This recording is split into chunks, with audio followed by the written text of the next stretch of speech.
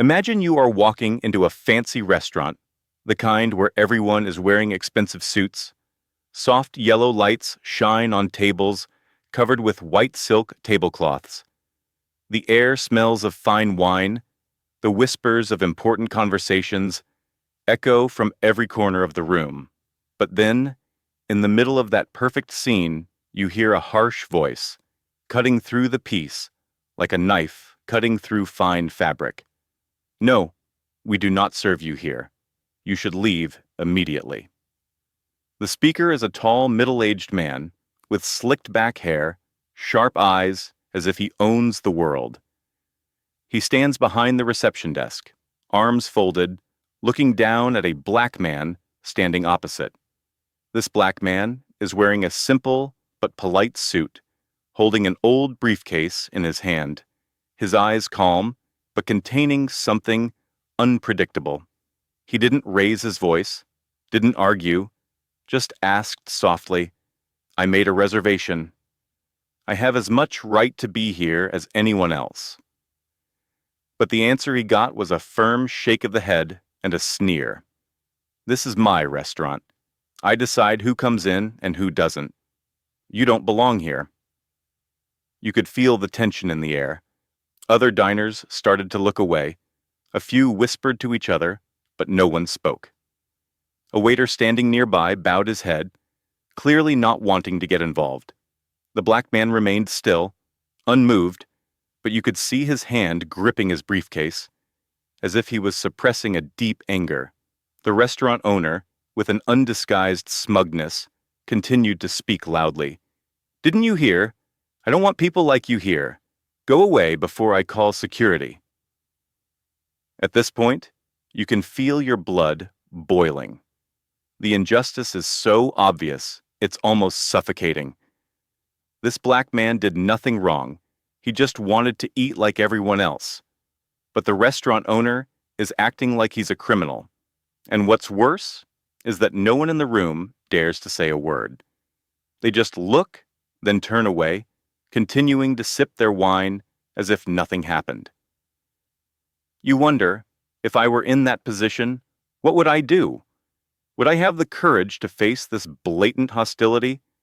The situation becomes even more tense when the restaurant owner steps out from behind the counter, approaching the black man, his voice now laced with menace. "I'll give you 10 seconds to leave, or I'll make you regret ever stepping foot through this door." The crowd begins to murmur. Some even snicker, as if this is some kind of fun game.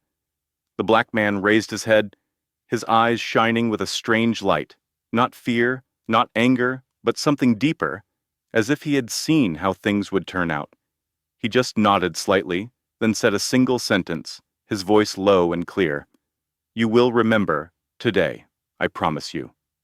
The sentence was like a stone thrown into a calm lake, making the restaurant owner pause for a second, but then he burst out laughing, as if it was the funniest thing he had ever heard.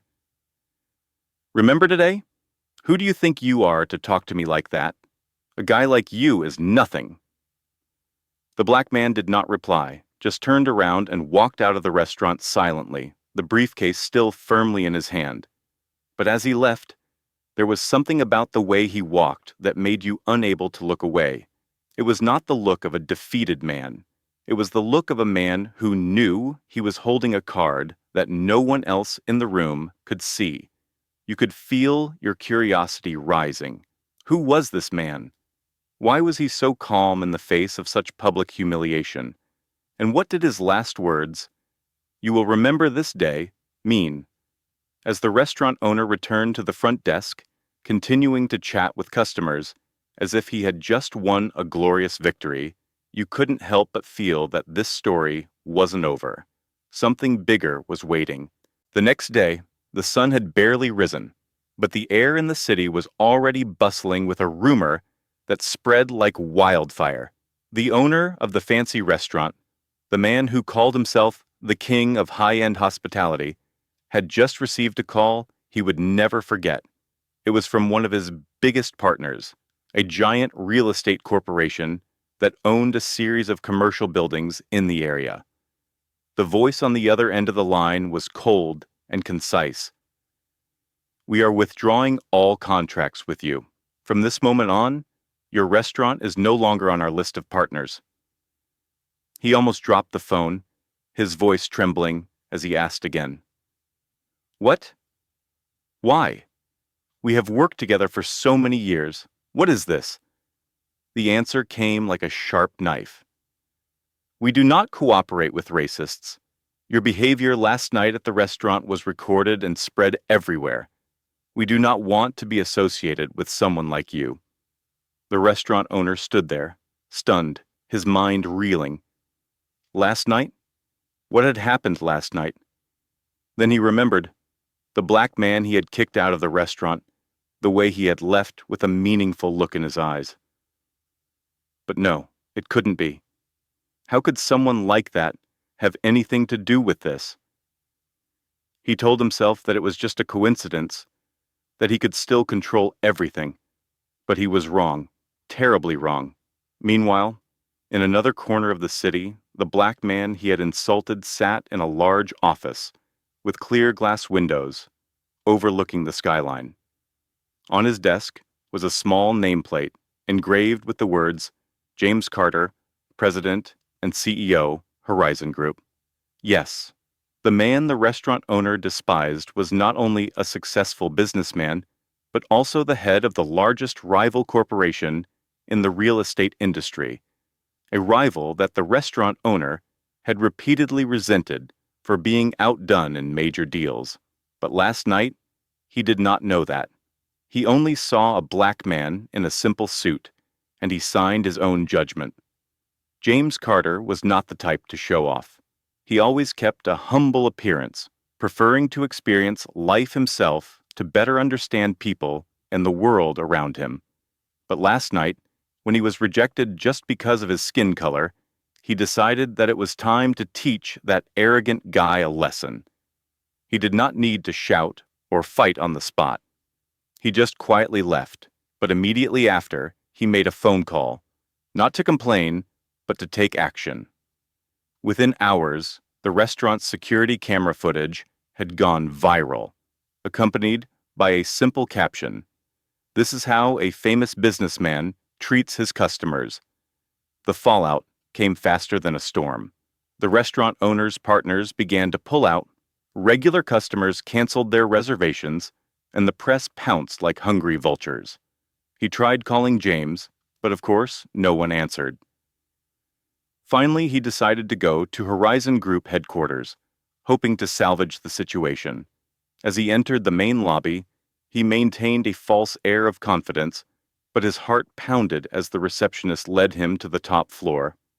The conference room door opened, and there, sitting in the middle of the room, was James Carter, the man he had kicked out of the restaurant last night.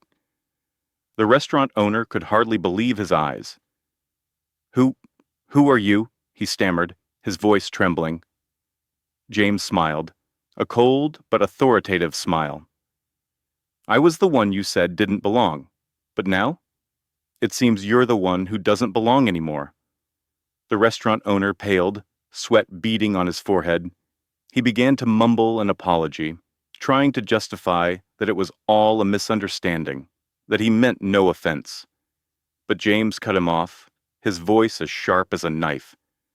"You don't need to apologize to me. You need to apologize to yourself for destroying everything you built in a moment of stupidity." Just a few days after that fateful meeting, the once proud restaurant of the arrogant owner was now deserted like a ghost town. The tables covered with white silk cloths were now covered with dust. The dim yellow lights were no longer seen by anyone. On social media, his apology video went viral at a dizzying speed. He stood in front of the camera, his voice choked, his eyes red, repeating over and over that he regretted, that he had done wrong, but no one cared. Old customers turned their backs, partners finally withdrew, and banks called to collect debts. Everything he had built over decades had collapsed just because of a moment of arrogance and wrong prejudice. Meanwhile, James Carter stood on the rooftop of the Horizon building, looking down at the city gradually brightening in the sunset. The news of his rival's collapse did not make him as happy as people thought. For him, this was not a victory to celebrate, but a necessary lesson. As the restaurant video went viral, he received hundreds of messages from people who had experienced discrimination, thanking him for standing up.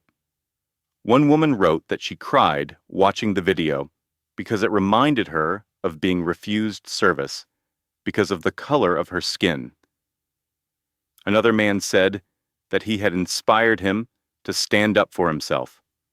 Those words made James smile, but also weighed heavily on his heart, because he knew there were millions of people out there who suffered similar injustices.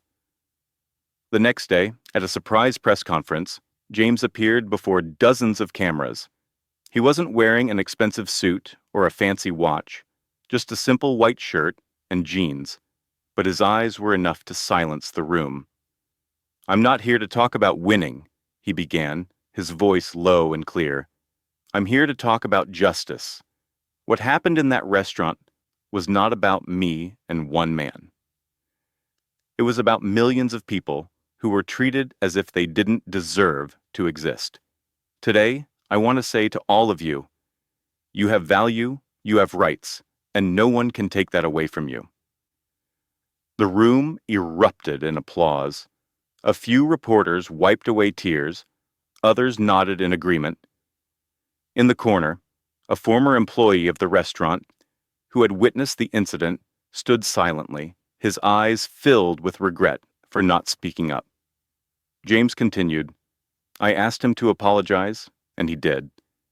But that doesn't erase the damage he, and others like him, have done. Justice isn't just about punishing the wrongdoer. It's about protecting those who have been hurt, and making sure this never happens again." The consequences for the restaurateur go beyond the loss of business. His name has become synonymous with racism, becoming a cautionary tale in the business world. Those who once patted him on the back now avoid him like the plague, and his family faces scrutiny from their neighbors. He has lost everything, not just his money, but his reputation, which he once valued more than anything. But in his downfall, there is a glimmer of hope. Those who once remained silent in the face of injustice are now speaking out, inspired by James's actions. The story ends with James walking out of the Horizon building, the sunlight shining on his face, highlighting a gentle but determined smile. He doesn't need to shout to prove who he is. His actions speak for themselves.